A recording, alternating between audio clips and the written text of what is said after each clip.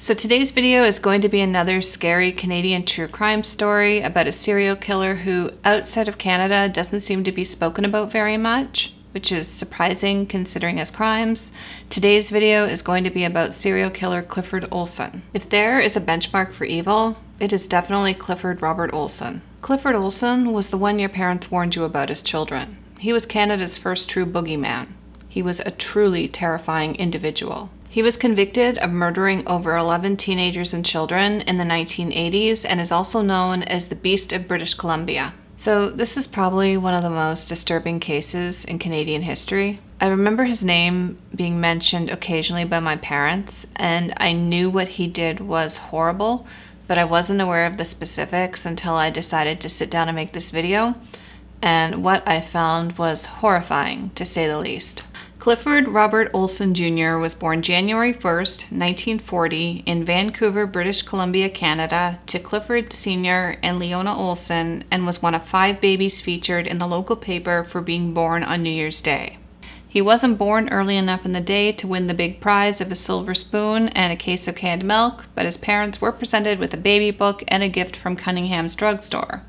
In a strange twist of irony, he would go on to rob that same drugstore years later. He was the oldest of 4 children and grew up just outside Vancouver in Richmond, BC. His father worked in the military and his mother was a housekeeper. After being discharged from the military, his father worked as a milkman. He also worked in construction and later as a building manager. As a kid, Olsen was always a problem. His father remembers him as always getting into fights and getting beaten up. He even told his dad he was going to learn how to box, and as soon as he did, he would make the rounds of the boys who had beaten him up to even the score. So he didn't really have a strong relationship with his dad. His father wasn't abusive, he just didn't really have much involvement in the children's lives. His mother was no one to coddle him, and this is probably where he most likely learned how to be manipulative. She was known for giving in to whatever he wanted, whenever he wanted, and he was never really punished whenever he acted out. He was difficult from day one, and his mother, rather than showing him any discipline, would just give in to his outbursts. She would be the one making excuses for her son's crappy behavior rather than dealing with it. Despite being raised in a fairly stable home and showing no signs of abuse, like some other serial killers, he showed signs of delinquency at a very young age. He was in trouble. A lot. He began to skip class when he was only 10 years old, and after completing grade 8, he quit school altogether to embrace a life of crime and was first arrested for theft at the age of 13. He was known as a bully and a show-off and someone who liked to spin really elaborate lies. One characteristic mentioned most by people who knew Olsen was his compulsion to talk. His constant talking, when he used it most effectively, usually got him his own way, most of the time. But for the most part, he was a loner, a loser, and a failure. He went to prison for the first time July 19th, 1957. He was only 17. He was constantly getting into trouble, but never showed any remorse.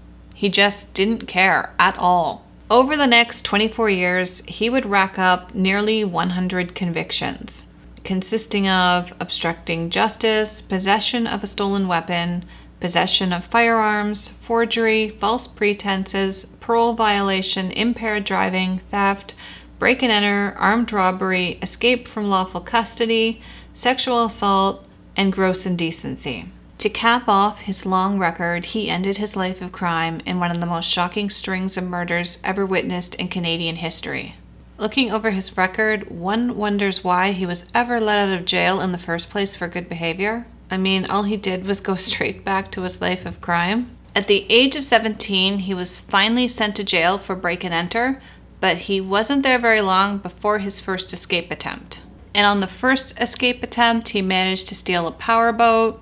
He wasn't on the run very long, but he was soon recaptured and sent to Haney Correctional Center with more time added to his sentence. Looking back on Olsen's long years spent behind bars, I noticed he seemed to be the only prisoner constantly burring up new ways to escape out of jail. In total, Olsen would attempt to escape 7 times. Seriously, how does that happen? Clearly, he wasn't being watched. Although he attempted to escape 7 times, he clearly wasn't very good at it. He usually wasn't on the run very long, mainly because he had nowhere to go.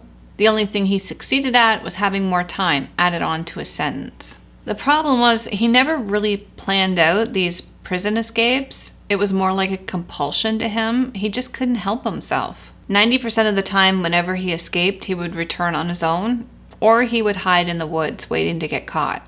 Clifford Olson gained mild fame for his escape attempts. He enjoyed seeing his name and face in the paper, and soon he began making more extravagant escape attempts that were more or less for media attention rather than actual freedom. After his second escape attempt, authorities moved Clifford Olson to a higher security prison in Saskatchewan. But apparently it wasn't secure enough. Almost immediately upon arrival at his new prison, Clifford managed to steal civilian clothes and walk right out the front door. The RCMP recaptured Olson in only a few hours, but Clifford mocked them for their failure to stop him from escaping in the first place. Clifford was enjoying his newfound identity as an escape artist. It was more or less a game to him. One of his more well-known escapes was when he was serving time at the old BC penitentiary when he was serving 3.5 years for a break and enter. Olson pulled a fast scam while working in the hospital. He pretended to be sick by putting blood in his urinal, and then he fled the custody of 3 guards who were bringing him in for medical treatment. Dozens of officers were involved with tracking Olson down and bringing him back to prison. He spent that night hiding under the Queensborough Bridge in New Westminster, and his escape was featured on the front page of the Vancouver Sun while the police continued their search. Even his parents begged him to turn himself in. When he escaped this time, his family were already giving up on him. During an interview with the local paper, his family appealed to him to give himself up. After being on the run for a week, Olson was caught in Blaine, Washington. He was sniffed out by a police dog. The Border Patrol officers had called him for support after Olson threatened 2 teens with a gun in a wooded area, close to the Canadian-American border, about a quarter mile east of the Pacific Highway crossing. Officers from 4 different forces were involved in the final moments of the chase of Clifford Olson. Olson was freed under mandatory supervision 5 times during the 1970s, but each time his behavior landed him back behind bars. He was a notorious inmate during the 1970s. He was always known for manipulating the system, for writing countless letters to politicians complaining of the conditions, and sexually assaulting young inmates. Olson was also known as a rat in prison. He would eagerly point the finger at other inmates if he thought there was some way he could benefit from it. Because of this, Olson was a marked man in prison. He was regularly attacked by other inmates, and he was even stabbed 7 times in 1976 by a fellow prisoner in Saskatchewan's penitentiary. So because of this, Corrections Canada kept moving Olson from prison to prison in order to keep him from being attacked. There was one instance he actually had to be put in protective custody for testifying against Gary Marcoux. Marcoux was serving time in prison already for 2 charges of sexual assault when Olson testified against him on what he knew about the assault and murder of a 9-year-old girl named Jenny Dove. Olson's testimony resulted in Marcoux receiving a life sentence. In January of 1980, at the age of 40, Olson was released from prison. And he picked up right where he left off, continuing his lifelong crime spree. It was all he knew how to do. Olson had been outside prison walls barely 48 months, but in that short time, he managed to cause infinite pain, suffering, and injury. A few months after getting out of prison, February 1980, Clifford Olson met a woman named Joan Hale at a bar while she was having a night out with friends. She was newly divorced and she had survived a violent, abusive marriage. Joan said for the first month of their relationship, he was charming and sweet, and she fell in love with him in a very short period of time. But after a while, his behavior started to change. He started to become a little more aggressive and a lot less affectionate towards Joan. And as time passed, she became terrified of him because he became angry so easily. Even while they were dating, Olson's own mother would tell Joan not to do anything to provoke Olson because there was no telling what he might do. That should have been the first red flag. He, at one point, was honest with Joan and told her that he was out on parole, but this apparently didn't matter to her, and she stayed with him until the day of his final arrest. Olsen could be charming and very likable when he was in a good mood, but when he wasn't, life with him was awful. There were times that he would scream at Joan for hours and back her into a corner. So Joan said that his temper flare-ups would make her feel scared and helpless, but she still stayed with him. In her mind, she thought these outbursts were her fault because he had been so sweet and charming for so long. What she didn't realize was during these rages, she was actually meeting the real Clifford Olson. So over time, these rages would grow increasingly worse and more frequent. So Joan got to the point eventually where she felt it was best just not to rock the boat at all. She felt that to keep peace between the two of them, the best solution was not to confront him. About 6 months before Olsen and Joan got married, he kidnapped a 12-year-old girl named Christine Weller on November 17, 1980 in Surrey, British Columbia. Christine was living with her parents in a BC motor court on King George Highway at that time. On the day of her disappearance, she went window shopping with a friend at the local mall after school. A few hours later, she borrowed her friend's bike to ride home.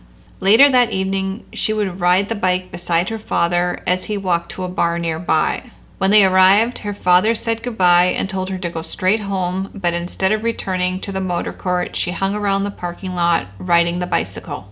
It was also this night that Clifford Olson was in one of his rages because his wife had left him. Clifford had beat Joan that night, so she walked out on him.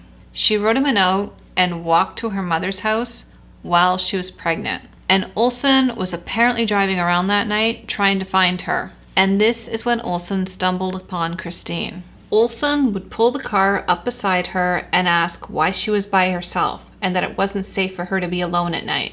And Christine replied and said that her dad was at a bar having a drink and that she would be going home soon. Olsen most likely could sense that Christine didn't have a lot of money because he offered her a job washing windows, and Christine seemed interested. Olsen then told her he wanted to show her where he wanted to meet her for work the next day.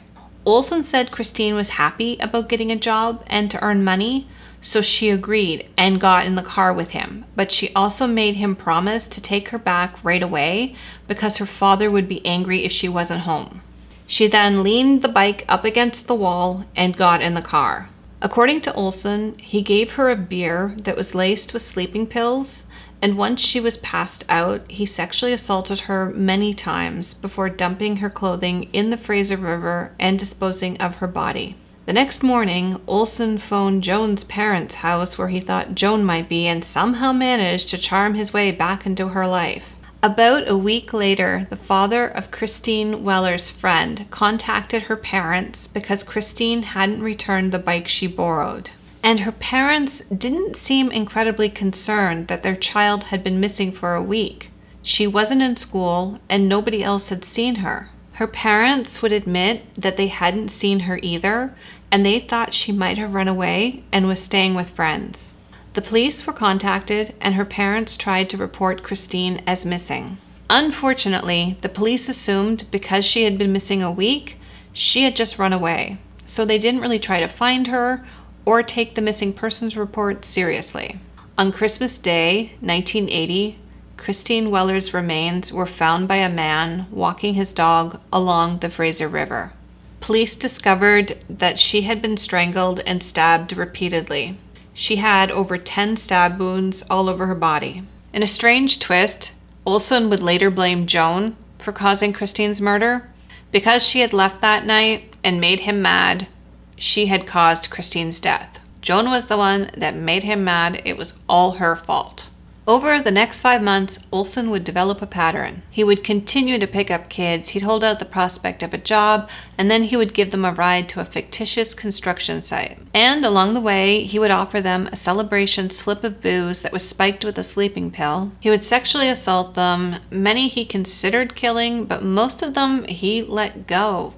the whole thing was just some sort of weird, sick, twisted game to him. He met them mostly in video arcades and other youth hangouts, or he would advertise for them on the bulletin board of the People's Full Gospel Church, a Baptist congregation where he and his wife attended. Olsen also handed out flashy business cards that identified him as a construction contractor. Under the guise of conducting a brief and formal job interview, Olsen identified potential victims. He sought out naive, vulnerable kids from poor working-class families. Most of these kids never reported the assaults. The majority of them were from low-income families or they were street kids. They most likely didn't report the crimes out of embarrassment or fear of Olsen in general, or feeling that nobody would believe them. Olsen would not kill again, as far as we know, for another 5 months. In the beginning of April 1981, Joan and Clifford Olson would move into public housing in Coquitlam, BC. Shortly afterwards, on April 10, 1981, their son would be born.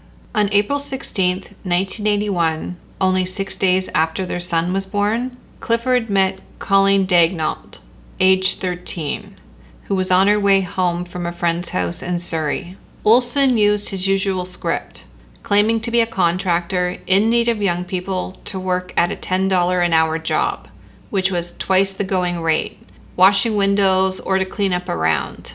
When she accepted the offer, Olsen would seal the deal with a drink. She was offered a beer and $50 if she went with him to Squamish to pick up supplies for her new job. She wasn't aware a little green pill went with the booze.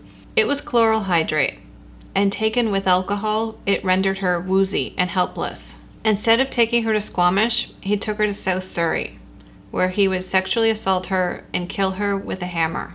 After he did this, he showed up at the hospital to see his wife and new baby. And apparently he was dirty and he still had blood on his shirt, but his behavior was completely normal. Joan was apparently furious by his appearance, but didn't say anything because she felt it was best not to know. Once again, he had blood on his shirt, and she still married him. Either she was just incredibly naive, or terrified of him, or she was just as evil. I can't figure out which one it is. Sadly, police treated Colleen's case as if she was a runaway as well, and her aunt tried to tell the police that they were wrong, that she would have never run away and Colleen was in some sort of trouble. Apparently, Colleen had to take 2 different bus routes to get home from her friend's house, and she wasn't seen on either one of them. Her aunt said that Colleen was just a normal, shy 13-year-old girl. There were no problems in school, and she had never tried to run away before. Unfortunately, just 3 days later, Colleen's remains would be discovered in a wooded area around 144th and 26th Avenue in Surrey. On April 22, 1981, just 1 week later, Olsen abducted 16-year-old Darren Johnsrud, who was on his way to the store for some cigarettes. Darren was originally from Saskatchewan and was in Coquitlam to visit relatives for Easter. Olsen offered Darren alcohol and weed, as well as the promise of a job. Olsen then invited him to the job site where he was to meet his co-workers. And just like the others, Darren was drugged, sexually assaulted, and beaten with a hammer.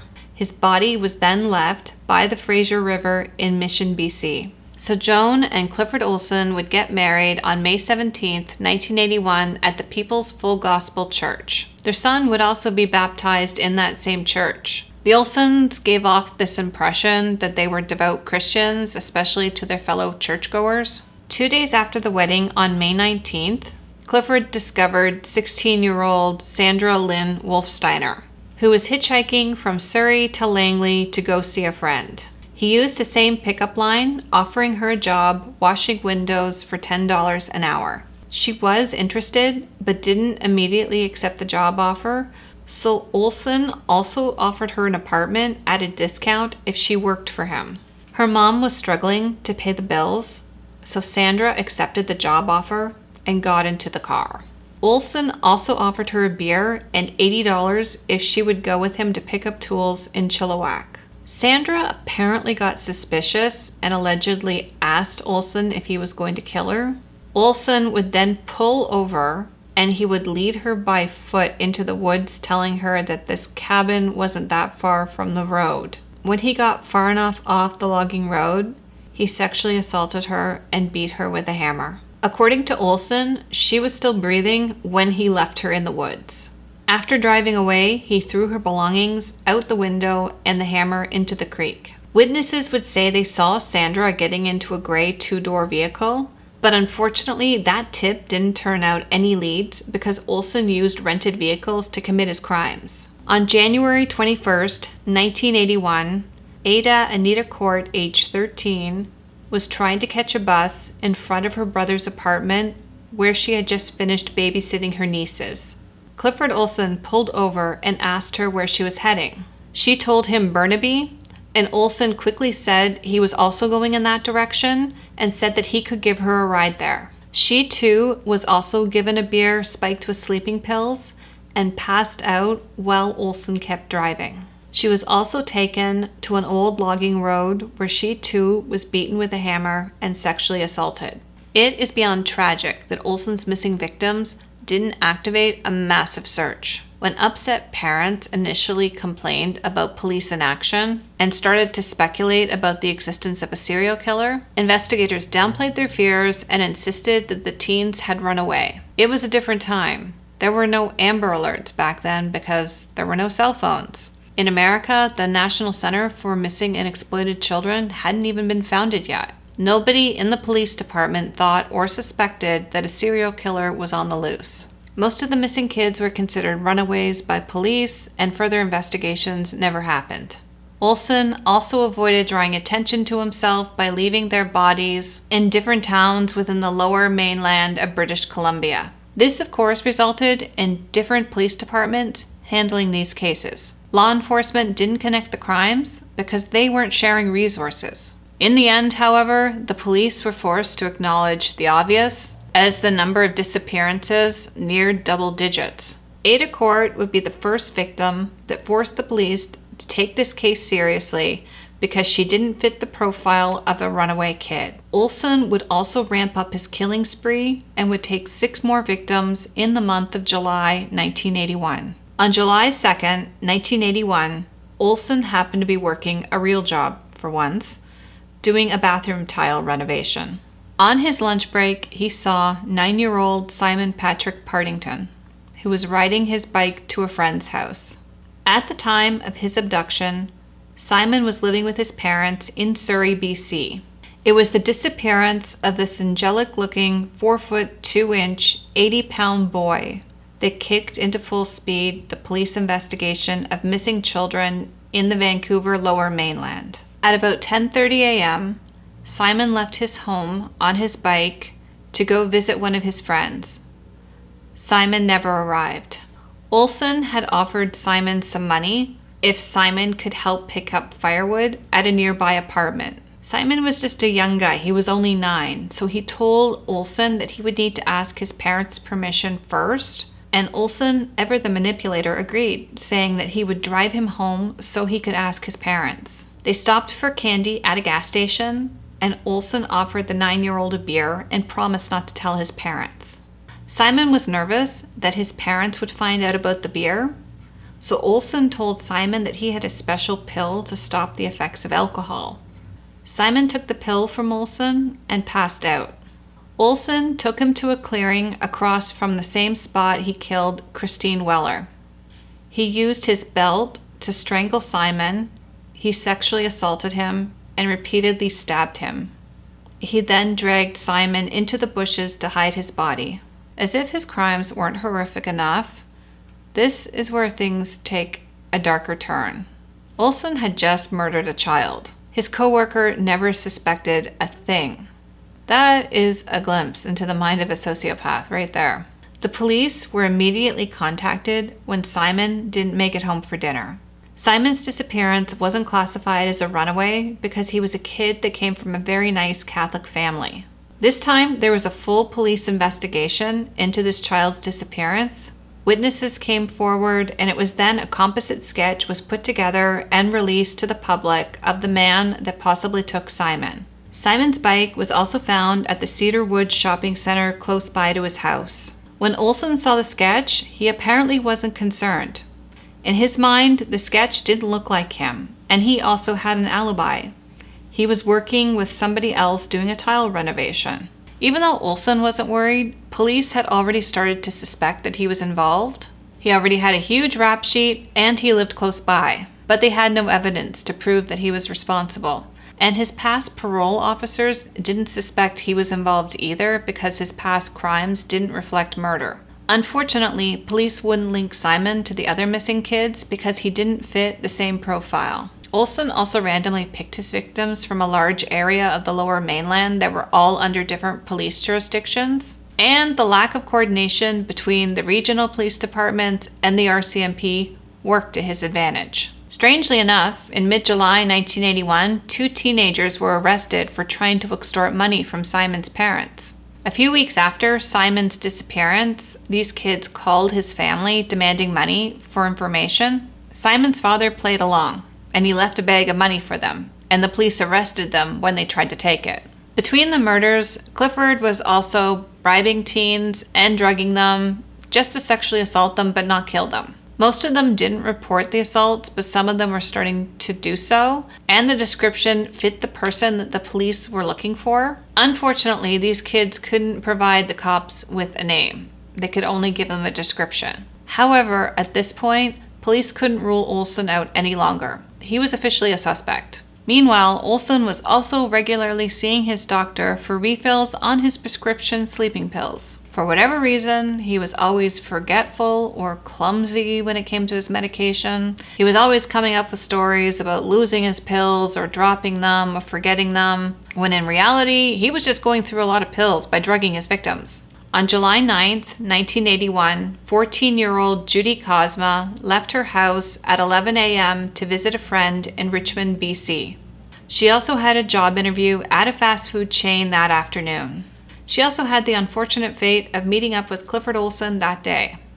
And this wasn't the first time Olsen had met Judy. Judy had met Olsen about a month before when he had offered her a window washing job. She did accept the job the month earlier, but she didn't get in his car. Olsen had written her name and phone number down in a notebook and told her he would call her the following morning. Although he never ended up calling her because obviously the job offer was just a hoax, just to get her in the car. This time, when she spoke with Olsen, a man named Randy Ludlow, who was 18, was already in the car. Randy was a new friend of Olsen's and someone Olsen used for sex, and sometimes Olsen would have him steal things. Sometimes Randy would also stay at the Olsen home, even though Joan didn't really like having him around. This time, Judy did get in the car with Olsen. And at some point, Olsen would stop at a liquor store and drop Randy off at the mall. Olsen ended up drugging Judy, and when she fell asleep, he drove towards Weaver Lake and stopped at a clearing on the mountain road. Except by the time he arrived at Weaver Lake, Judy had woken up. And at this point, she was sick and she threw up behind the car. Olsen was apparently furious because he saw that she threw up a sleeping pill. He tried to offer her another one, but she refused because she obviously wasn't feeling well. This enraged Olsen, and he ended up punching her in the stomach repeatedly until she passed out. He sexually assaulted her, sliced her throat, and rolled her remains down an embankment. He then returned home, and once again was in a great mood. It seems that after each killing, Clifford Olson would always be in a great mood. When Judy Kozma was kidnapped, she had her address book with her, which had the names, pictures, and phone numbers of some of her friends. After she vanished, several of her friends would get phone calls from someone just breathing heavily into the phone. One of her friends would receive a call from a man saying, "You will be next." On July 23, 1981, Olsen traveled to New Westminster, BC to pick up some business cards for his fake construction company. His business cards weren't ready, so he was told to come back in a few hours. Olsen would randomly drive around and use that time to find his next victim. He then found 15-year-old Raymond Lawrence King Jr. riding his bike. Olsen would use his usual lines, asking him if he would like to work for his construction company, and Raymond could start right away, but they would have to drive 90 minutes away to pick up some tools. Raymond was already on his way to the youth employment office to see if there were any jobs available. Instead of going into the building, he chained up his bike outside and got into the car with Olsen. Olsen offered Raymond a beer and weed, and Raymond passed out just like the others. Olsen went to Weaver Lake again, and he would hammer a nail into Raymond's head as one of his sadistic experiments that he wanted to conduct. And surprisingly, this didn't kill Raymond, and Olsen was intrigued by this. He would then beat him with rocks to end his life, and he threw him down the same ravine Judy Cosma's body was. Then he threw logs and branches down as well to try and cover the body. Raymond's father would report his son missing and claim that he would never run away. There must be something really wrong, and this just wasn't normal behavior for him. So the RCMP would investigate and started knocking on doors looking for Raymond Jr. And apparently they even knocked on Clifford Olson's door. And the police were invited in and spoke with Olsen while he played on the floor with his son. 2 weeks later, on July 25th, teenagers who were camping near Weaver Lake took a walk through the woods, and they would come across human remains. It was Judy Cosma. It was later confirmed that she had been stabbed approximately 19 times. On the same day Judy Cosma was found in the woods, Olsen had picked up Sigrun Arend, who was traveling with a group of 9 other tourists. She was visiting Canada from Germany, and it's suspected that her trusting nature is what probably got her into the car. Witnesses say that they actually saw Clifford and Sigrun together. Olsen had taken Sigrun to a pub, and they left after having a few drinks.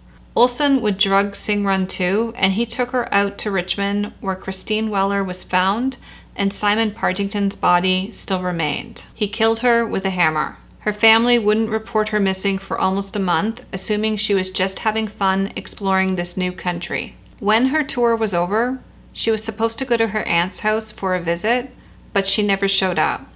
On July 27, 1981, Terry Lynn Carson, age 15, went missing from a bus stop. Terry was on her way to a job interview at a pet store in Surrey. She was the youngest of 4 children and lived with her newly divorced mom. Terry had hoped that getting a part-time job would give her a little bit of independence. She had been known to argue with her mother, but that week before her disappearance, things were getting better at home. Clifford Olson had pulled over and offered her a ride to her job interview. And while in the car, he used his same lines about owning a construction company and she could come work for him, and that she would earn more than minimum wage that the job at the mall paid. According to Olsen, she agreed and they celebrated with a drink. When she started to feel too drunk, he handed her some pills and claimed that they would take away the effects of the alcohol. The pills knocked her out, and fortunately she stayed in that unconscious state because Olsen would drive up towards the mountains where he would sexually assault her and hammered a screwdriver into her skull. He would leave her body in the area by the Fraser River. It was at this point that the police were starting to close in. The RCMP had been aware of Olsen since Christine Weller's disappearance, but it was not until hours after Terry Carson was taken on July 27, 1981, that the police put him under surveillance. They were trying to tie him to recent murders in the area, but so far they didn't have enough evidence that would 100% prove him guilty. In August 1981, the police did a press release to announce that all the missing people cases were probably related and that they had a possible suspect. Still, during this time, Olsen managed to kill again. This would be his last victim. 3 days after this announcement, just as the RCMP was setting up a task force to solve the wave of abductions and murders. It's said that the police didn't even inform the kids' parents, and many of them learned of the investigation when they watched the news. So the RCMP started a surveillance on Olsen and started to notice some really strange behaviors. He drove all over the place day and night in rental cars, randomly stopping but really with no real direction in mind. But they still had no real evidence to tie him to any of these crimes. They even once randomly took him out to a restaurant. Apparently, they were trying to get him to negotiate to make him feel like he would be more of an informant. And apparently, Olsen really liked this idea a lot. I guess it got the wheels turning in his head about how he could scam money out of the police. which he eventually did, but we'll touch on that later. On July 30th, 1981, Olsen was on his way to Maple Ridge, BC, to hook up with a woman named Janet. Janet was a person who he would hook up with randomly for sex, but for some reason, he never had the urge to kill. When he discovered she wasn't home, he drove around looking for someone else to have sex with. This is when he found 17-year-old Louise Chartrand, who was on her way to a job at a restaurant. Louise left her sister's house around 6:30 and hitchhiked part of the way to work. Witnesses say they saw her buying cigarettes and she would walk the rest of the way to work. Olsen would pull the car over and offer her a job shampooing carpets, saying that she could start that night. The money he was offering was way more than what she earned at the restaurant, so she got in the car. She was offered Olsen's usual celebration drink of whiskey and pills, which made her pass out. He then sexually assaulted her and killed her with a hammer. Her body was found partially buried in a gravel pit, and her skull was crushed.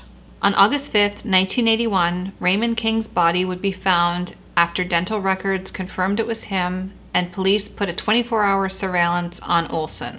They desperately needed something to prove he was the killer. On August 12th, 1981, Olsen picked up 2 teenage girls who were hitchhiking to a party.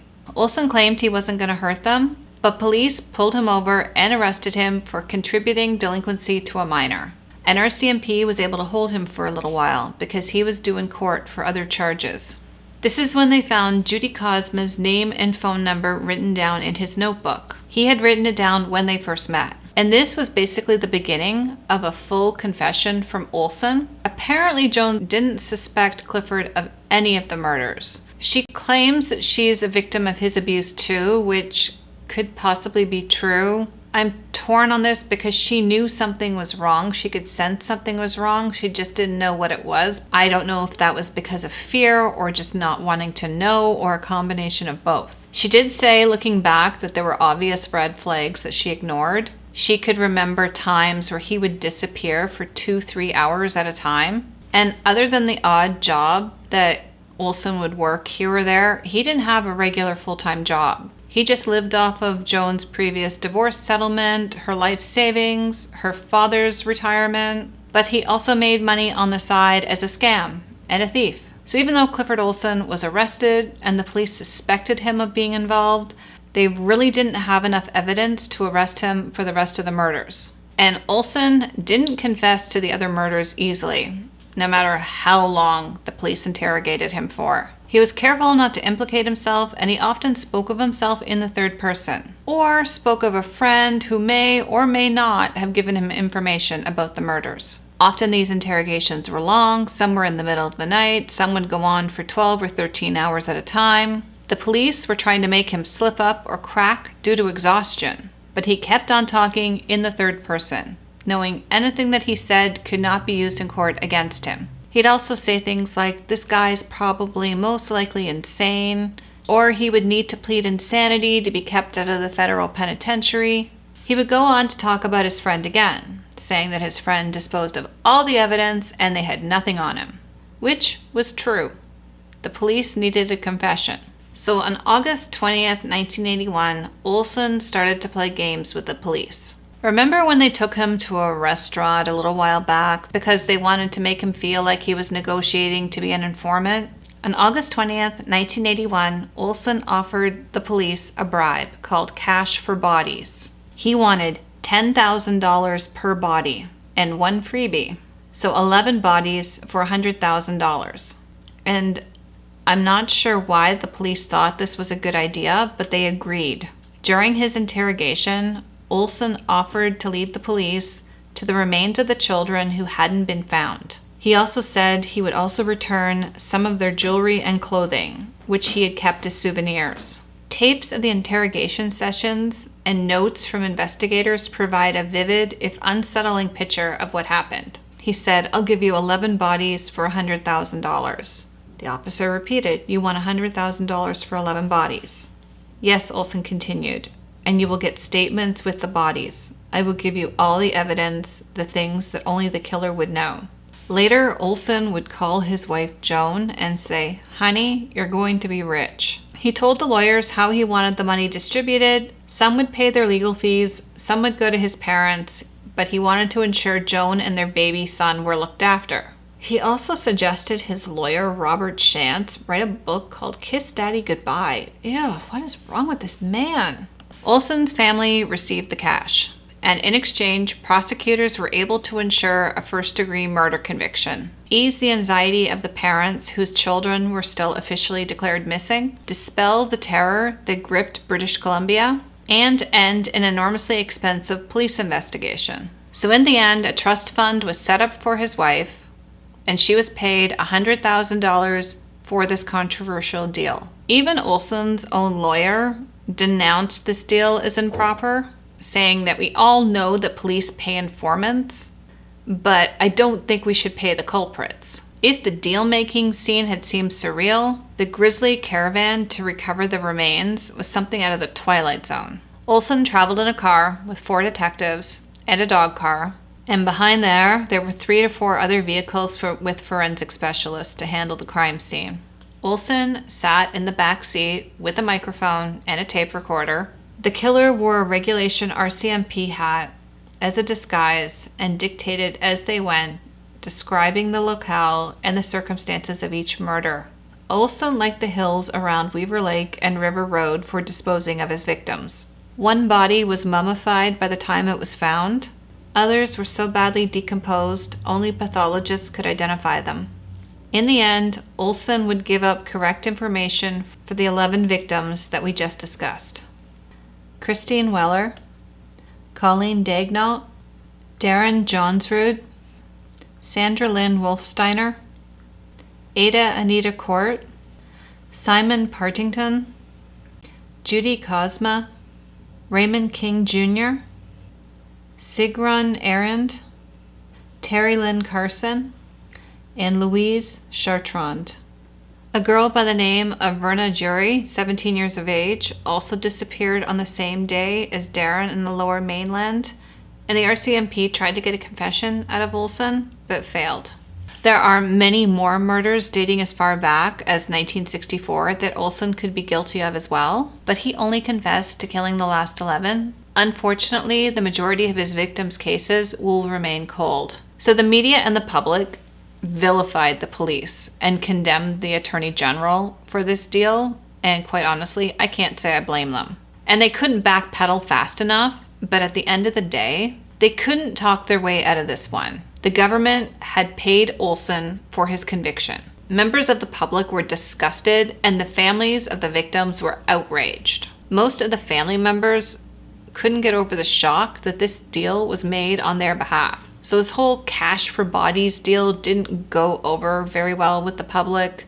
The media called it blood money, which it was. And parents of 7 of the children requested that the money not be paid at all. I mean, it didn't make any sense that he would benefit financially over the loss of their children. So this went through the system. It was appealed all the way to the Supreme Court of Canada, and unfortunately, it was ruled that a deal was a deal, and they honored the $100,000 payment to Clifford Olson's wife. If there is a silver lining, the laws have been changed to prevent this sort of thing from ever happening again. Now, Olsen would go on to say that he just wanted to make sure that his wife and son were taken care of. But this was a guy who never cared about anyone else but himself. This was just a game to him, one of his scams, and law enforcement fell for it.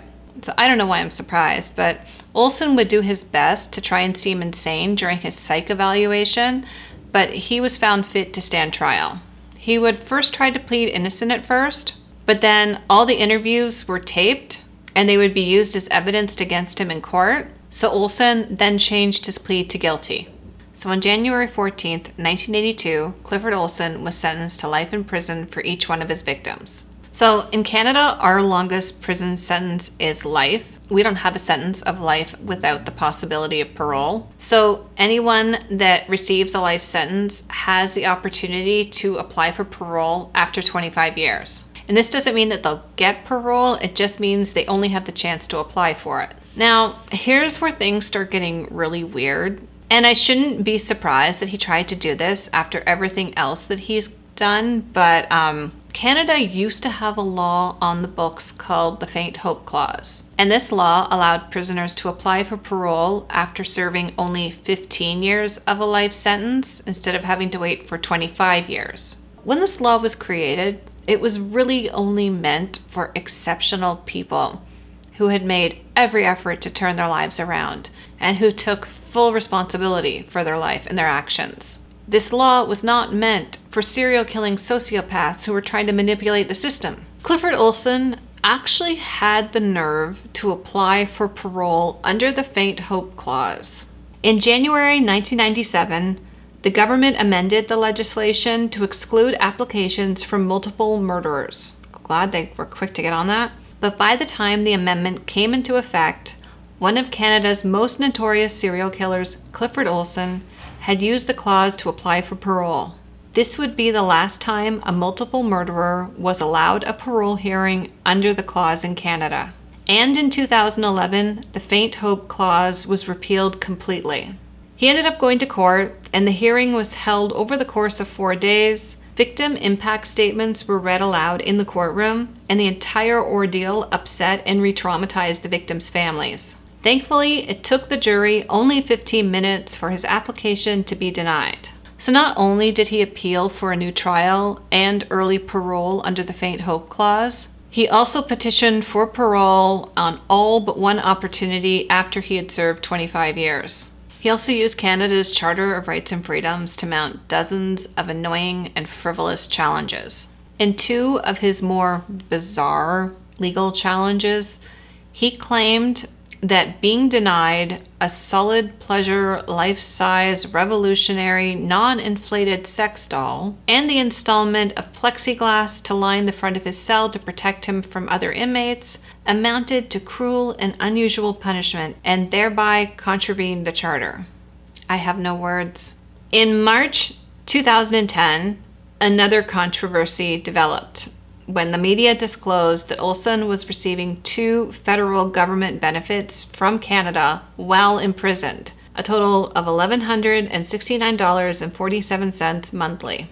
Olsen was eligible to receive the Canadian Old Age Security Pension. All persons who meet residency requirements in Canada are eligible to receive this pension at the age of 65. Olsen was also eligible to receive the Guaranteed Income Supplement, awarded to pensioners with low incomes. The money in question was being held in trust for Olsen. The Canadian Taxpayer Federation testified before the Federal Standing Committee for Human Resources Development to have MPs pass Bill C-31, which would terminate pension benefits for prisoners. The organization also presented the government with a petition containing 46,000 signatures requesting Olsen no longer receive the benefits. Prime Minister Stephen Harper asked the government officials to look into the issue, and on June 1st, 2010, the government moved to terminate Olsen's payments, calling the fact that he had been receiving them outrageous and offensive. So Olsen ended up serving out 10 years of his prison sentence in Kingston Pen. Apparently he didn't like it being in Kingston Pen. I can't imagine why. He spent 23 hours a day in his cell in a special administrative segregation unit in E Block, housing inmates who need protection from fellow prisoners. In his first 7 years, he made 5 requests for a transfer and wrangled a trip back to Vancouver after duping police with tales about his complicity in unsolved crimes. Once again, he wanted to trade information and requested to live in a medical treatment facility instead of a prison. And this scam almost worked, but thankfully those in charge were one step ahead of his manipulation, and Olsen stayed in maximum security where he belonged. He would later confide to an officer that if he was ever released, he would just pick up right where he left off, and that the death penalty was really the only way to deal with people like him. He also admitted to killing approximately 25 kids in the USA, but wouldn't reveal information on any of those murders. His ex-wife is positive that he's responsible for murders in Seattle and in California, but he was never charged for any of those cases. He also kept a journal in prison with details of all 11 crimes.